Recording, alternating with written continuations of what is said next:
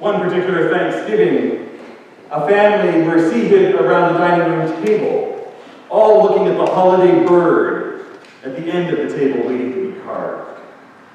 And from the oldest to the youngest, they each were to say something that they were thankful for.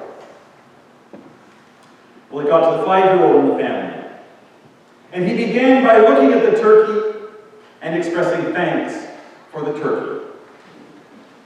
He said, "You know, I haven't tasted it yet, but I'm sure it's going to be delicious." And then he went on thanking his mother for cooking the turkey, his father for buying the turkey, but he went beyond that. He said, "I thank the cashier at the grocery store who checked out the turkey. I thank the grocery store people who put the turkey on the shelf. I thank the farmer who made it fat. I thank the man who made the feed that the turkey ate to get fat. And I thank those who brought the turkey to the store." And at the end, he very solemnly said, "Did I leave anybody out?" And his 2-year-old brother, in his own smart way, said, "Yes, God." And without being flustered or missing a beat, the 5-year-old said, "I was about to get to him." Today is about giving thanks for all the many blessings in our lives, and especially about giving thanks for the gift of God in our lives. I read an article by Melody Beattie, who is a self-help author. And in this particular article, she stressed the importance of gratitude, and I really liked her definition of gratitude. She said, "Gratitude unlocks the fullness of life. Gratitude turns what we have into enough and more. Gratitude turns denial into acceptance, chaos into order, confusion to clarity. Gratitude can turn a meal into a feast, a house into a home, a stranger into a friend. Gratitude makes sense of the past, brings peace for today, and creates vision for tomorrow."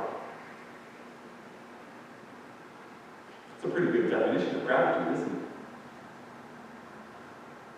And as I think about that definition of gratitude and apply it to my own life and our life together in this place, it makes us appreciate all the more what Thanksgiving is all about. But we need to remember something. That Thanksgiving is not just today or tomorrow or this weekend that we call Thanksgiving weekend, but all the other 364 days of the year too. We are always called to be a thankful people who show gratitude for the multitude of abundant blessings that God showers upon us. Because every single day and every single moment of every single day is an opportunity to be grateful for what we have. To be grateful for where we live, for the rights and freedoms we enjoy, for the roof that's over our heads, for the food that's on our table, for friends and family who care about us, for a healthcare system that responds when we're not well and sick, and for faith. Faith that gives us strength when we face stresses and anxieties and concerns in our day-to-day living. Isn't that the truth? Isn't that the joy and the delight of being thankful and expressing gratitude in all of our experiences of life? Because that makes each day a little bit brighter, doesn't it? When we realize what we do have rather than what we don't have. No matter what we may be going through in our lives or in the world around us. I think that little boy actually had it right. When he wanted to give thanks, he rhymed off everyone that he could possibly give thanks for. And although it's kind of cute and makes us snicker a little bit, there's a lot of truth in what he said too. And we may forget some of those people between when the turkey's on the farm and when the turkey is on our table. The kind of faith and gratitude that she expressed in that definition is a gospel faith that we believe in as followers of Jesus Christ and as beloved children of God. And especially that's what we're grateful for today, that we are followers of Jesus and beloved children of God. We gather here today in this sacred space on this holy ground, and we come to this holy table to be fed and nourished by the bread of life, that very very bread that Jesus talked about in our gospel reading for this morning. And he says to us, when you eat the bread of life that I offer you, you will never again be hungry. And when you drink from the cup of salvation, which I offer you, you will never again be thirsty. You will be fully satisfied in your spirits. And because of that, you will live faithfully the lives that I call you to live, trusting in God who always provides for our needs, every need, and God whose hand is always blessing us, no matter what we're experiencing or going through in life. I know for myself personally, I need the bread of life.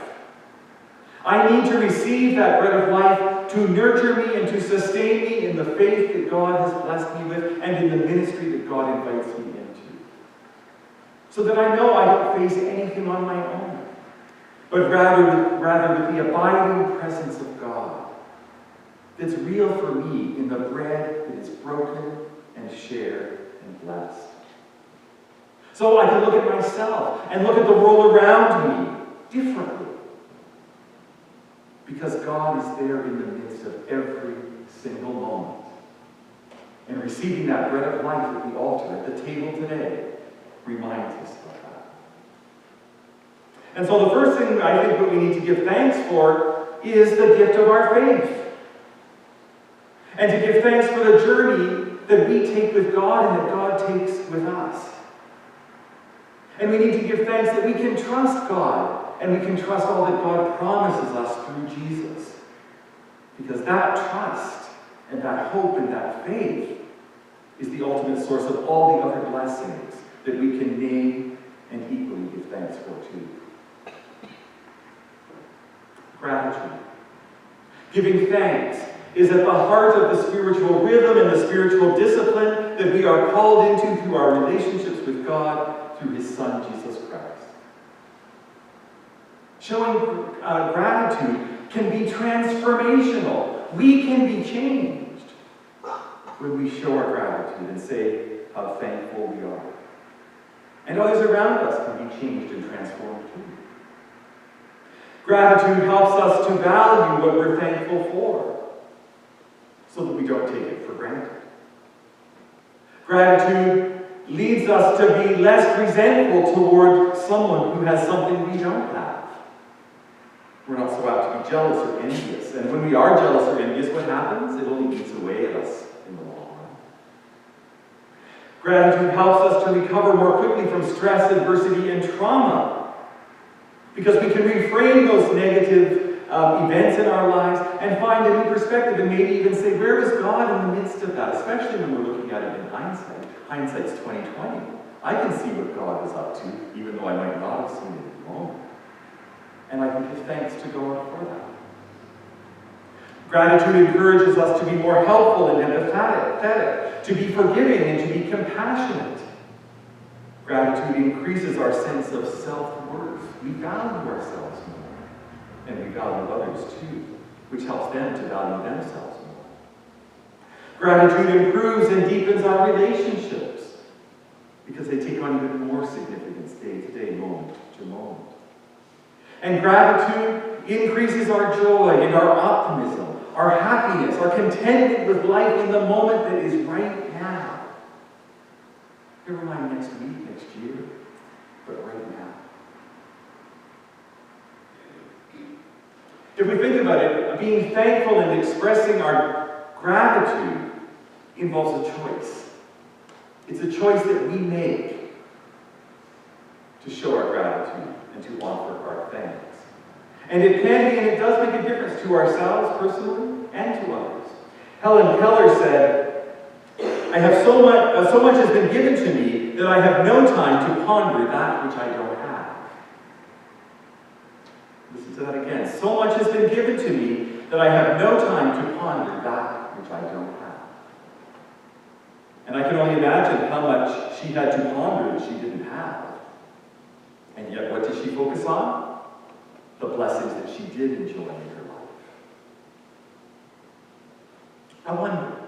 I wonder how much hate and greed and distrust, how many wars between nations would be overcome If only there were more gratitude in the world. Sounds pretty simple, doesn't it?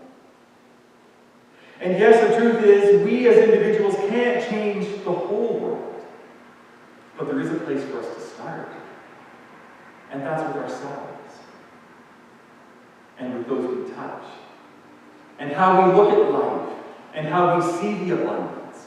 And how we thank God for each and every blessing. In the famous words of Ferris Bueller, life moves pretty fast. If you don't stop and look around once in a while, you could miss it. Well, it's too easy day to day, minute to minute, to be so caught up in our routines, in our fast-paced nature of our lives, in our schedules of what needs to be accomplished, that we don't stop, and we don't appreciate, and then we don't give thanks either. A life that is well lived is full of gratitude and thanksgiving. And I would suggest to you that a faithfulness that is lived out as disciples of Jesus is a discipleship full of gratitude and thanksgiving on our part. So, how might we choose to nurture that spirit of gratitude in our life, not just today, but every day? Well, a number of things we can do. First, appreciate everything. Everything. It doesn't have to be just big things in life and in the world, because nothing is too small to be thankful for. Second, find gratitude in the challenges of life too. I read a story about a drug addiction counselor who was reflecting on his own experience of sitting with a couple who were dealing with their addictions. And in reflecting, he said, despite all I went through personally with my own addictions, I can now find gratitude for the compassion that I learned to show that couple that sat in my office, and the impact I'm able to have on other people. Gratitude, even in the challenges of life too, and what we learn from them. Third, practice mindfulness. Mindfulness has become a buzzword out there, but it can also have a very profound spiritual connotation for us as well. It's about every day taking time to intentionally list and name 5 things that you're thankful for. And that will change how we look at things. And it will change how appreciative we are too. Fourthly, some people find it helpful to keep a gratitude journal. And think about it, while putting pen to paper, you've got no choice but to consciously think about the words that you're writing down on that piece of paper. And when you're thinking about the words you're writing down on that piece of paper about what you have to be thankful for, you won't be distracted by ungrateful thoughts. And finally, share your gratitude. Share it. Express thanks to someone, because that's going to make their day a little bit brighter too. And it does wonders for increasing our gratitude and our own happiness in the long run. You know, some people might look at the world around us, all of the injustice, all of the hatred, all of the crime, the things that go on in the world, and say, you know, it's hard to look at that through the lens of gratitude. With hearts that are appreciative, or spirits that are truly thankful. But even in the face of injustice, there's something we can do to show our gratitude to God. We can stay strong and united in our faith. And in that faith, we can be compassionate because of who Jesus Christ is for us and because of who Jesus calls us to be. We can be more deeply rooted in the faith that sustains us, the bread of life that we're given at this holy table this day.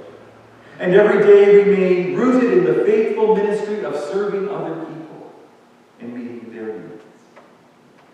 So that we may be grounded in all the ways that God has blessed us and all that we have to be grateful for. I want to close with a Thanksgiving blessing that for me has particular meaning today, and which I hope will have meaning for you as well. May an abundance of gratitude burst forth as we reflect upon what we have received. May thanksgiving overflow in our hearts and often be proclaimed in our prayer. May the harvest of our good actions bring forth plentiful fruit every day. May our basket of blessings surprise us with its rich diversity of gifts and for continued opportunities to grow. May all that nourishes and resources our life bring us daily satisfaction and renewed hope. May we slow our hurried pace of life so that we can be aware of and enjoy what we too easily take for granted. May we always be open, willing, and ready to share our blessings with others. And especially, God, may we never forget the generous one who loves us lavishly and blesses us unconditionally.